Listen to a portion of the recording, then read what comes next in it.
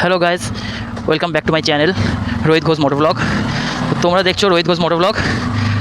আজকে বেরিয়ে পড়েছি একটা অফবিট লোকেশন ট্যুরে। তো ভাবলাম রোববার বেশ একটা ছোট্ট করে সানডে রাইড হলে কেমন হয়। বাড়িতে রাইডটা শুরু করতে পারিনি, কারণ তাড়াহুড়ো করে আর সময় হয়ে ওঠেনি। কারণ হঠাৎ করে সকালবেলা প্ল্যান করেছি, তো মানে হুট করে প্ল্যানটা হলো যে একটা সানডে রাইড করলে কীরকম হয়। তো আমি আর আমার গার্লফ্রেন্ড বেরিয়ে পড়লাম এটা ছোট্ট সানডে রাইডে। এটা অফবিট লোকেশান, টোটালি আলাদা লোকেশান। খুব কম ভিডিও আছে এটা নিয়ে ইউটিউবে। আমি ইউটিউবে ঘেটেছি এর আগে, আমি দেখলাম এটা নিয়ে খুব কমই ভিডিও আছে। তো ভাবলাম এটাই দেখা যাক, যাওয়া যাক আর কি। তো কোথায় যাচ্ছি না যাচ্ছি এই মুহূর্তে তোমাদেরকে বলবো না। এটা টোটালি একটা অফবিট লোকেশান। জায়গাটার নাম বা জায়গাটা কোথায়, কোন কী জায়গা না জায়গা, সব লোকেশানে গিয়েই দেখানো যাবে। তবে কলকাতা থেকে, মানে কলকাতা ফুলবাগান থেকে আমাদের ঘর থেকে ডিস্টেন্স পড়ছে 60 কিলোমিটার মতন। 1 ঘন্টা 30 মিনিট, 1 ঘন্টার রাস্তা ধরে রাখো, 1-1.5 ঘন্টা। তো আমি গাড়িতে আমার তেল আছে মোটামুটি 10 লিটার মতন, আর 1 লিটার তেল ভরিয়ে নিই, তাহলে আর কি কোনো চাপ থাকবে না। ভরিয়ে নিয়ে ট্রিপ মিটার 0 করে সোজা বেরিয়ে পড়বো। চলো খাজানা খুল যাও, বলছি।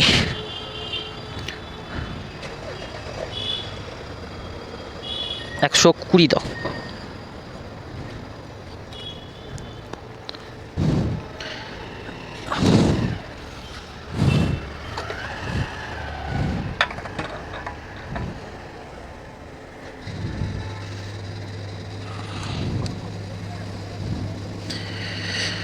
তো এখান থেকে ডিস্টেন্স হচ্ছে 60 কিলোমিটার, দেখাচ্ছে 4:03 ঢুকবো, 1 ঘন্টা 17 মিনিট।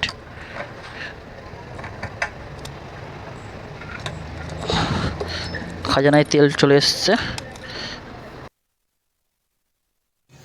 তো খাজানায় তেল ভরে নেওয়ার পর আমরা বরানগর, দক্ষিণেশ্বর হয়ে দিল্লি হাইওয়ে দিয়ে সোজা নাক বরাবর যেই রাস্তাটা বর্ধমানের দিকে যাচ্ছে, সেই রাস্তা দিয়ে সোজা কিছুটা এগিয়ে গেলেই ফার্স্ট দিয়ে ডান দিকে রাইট টার্ন পড়বে।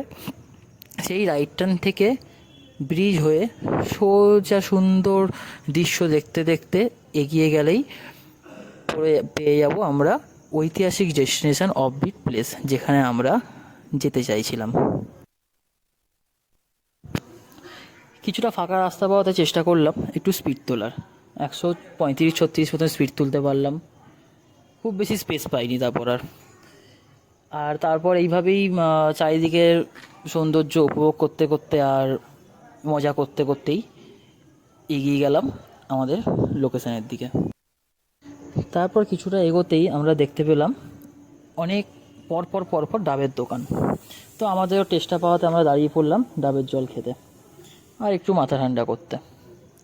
তো সেখানে আমরা 40 টাকায় বেশ ভালো মিডিয়াম সাইজের একটা ডাব পেয়ে গেলাম। আরও ছিল 50 টাকা 60 টাকা দামের ডাব, তো আমরা 40-এরটা বেছে নিলাম। আর সেখানে পাগলামি করতে করতে একজন ডাব খেলো, তারপর আমরা এগিয়ে পড়লাম বাকি ডেস্টিনেশন কমপ্লিট করতে। তারপর দেখতে দেখতে পৌঁছে গেলাম আমরা আমাদের ডেস্টিনেশনে। কিছুটা এগিয়ে গিয়ে দেখলাম বাঁহাতে পার্কিং লট, সেখানে আমরা আমাদের ক্রেজকে রাখতেই ট্রিপ মিটার চেক করাতে দেখলাম 44 মাইলেজ দিয়েছে। আমি তো খুবই খুশি, আনন্দে আত্মহারা।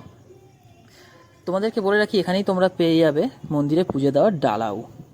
মানে বুঝতেই পারছো আমরা এসেছি কোনো একটা মন্দিরে, মানে অফবিট প্লেসটা হলো হংসেশ্বরী মন্দির। আর চলো দেখে নিই এবার হংসেশ্বরী মন্দিরে সিনেমাট্রিক।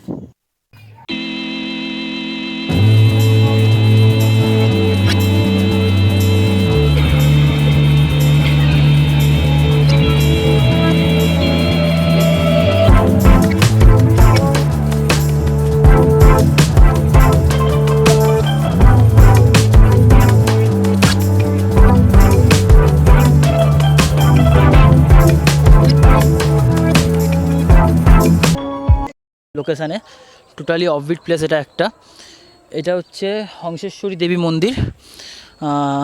এটা 1799 খ্রিস্টাব্দে রাজা নৃসিংহ এই মন্দিরটা মানে বানানো শুরু করেছিল, কিন্তু তারপর ওনার মৃত্যুর পরে ওনার বিধবা পত্নী শঙ্করী এই মন্দিরটা বানানো শেষ করে আর কি, কমপ্লিট করেছিল। তারপর দিয়ে মন্দিরটা এখনও অবধি আগের মতনই পুজো পাঠ চলছে, সব কিছু ভক্তরা আসে, এসে এই মন্দিরে পুজো করে। বিকালে 4টে থেকে 8টা অবধি মন্দির খোলা থাকে, আর সকালে 6টা থেকে মনে হয় 11টা না এরকম কিছু হবে মন্দির খোলা থাকে। আমি ডিটেলসে সব কিছু ডেসক্রিপশানে দিয়ে দেবো টাইমিংগুলো। আর আমার আসার পথে রাস্তার সব ভিডিও ক্লিপগুলোও মানে একটারও সাউন্ড আসেনি, তো আমি সেই ক্লিপগুলো আর মানে ওই জন্যই এখন আরও ভিডিওটা এইভাবে করতে হচ্ছে। তো আমি ক্লিপগুলো অ্যাড করে দেবো, সব দেখতে পারবে, কিন্তু ওখানে বলা সাউন্ডগুলো আর কিছুই নেই। তো আমি ভিডিওর মধ্যে মাইলেজেরও ব্যাপারে বলেছি, তোমাদেরকে দেখিয়ে দেবো যে 48-এর মাইলেজ ছিল গাড়িতে আমার। 80-90 স্পিডে এসছিলাম, মাঝখানে একবার 130-এ ক্রুজও করেছিলাম, স্পিড তুলেছিলাম, টেস্ট করেছিলাম আর কি।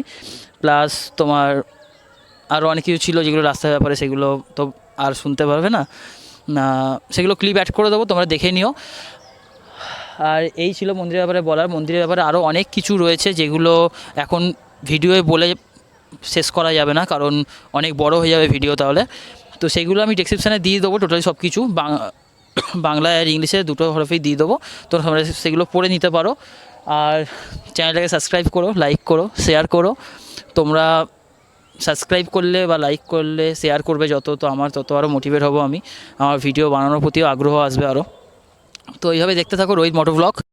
তো বন্ধুরা, এই মন্দিরের পাশেই আমি আরেকটা জায়গা পেয়ে গেছি যেখানে মানে খাঁটি খেজুরের গুড় পাওয়া যায়। তো সেটা হচ্ছে এই জায়গাটা, দাদা এখানেই থাকে, তো ওনাদেরই এখানে খেজুরের গুড় ফুড় খাঁটি পাওয়া যায়। তো তোমরা আসলে এখান থেকে খেজুরের গুড় নিয়ে যেতে পারো বাড়ির জন্য, 350 টাকা কিলো। তো চলো, আপাতত আমি নিই নি খেজুরের গুড়টা, নিয়ে খাওয়া দাওয়াটা করি বাড়িতে। তো তোমাদের সাথে একেবারে পরে ব্লগে দেখা হচ্ছে।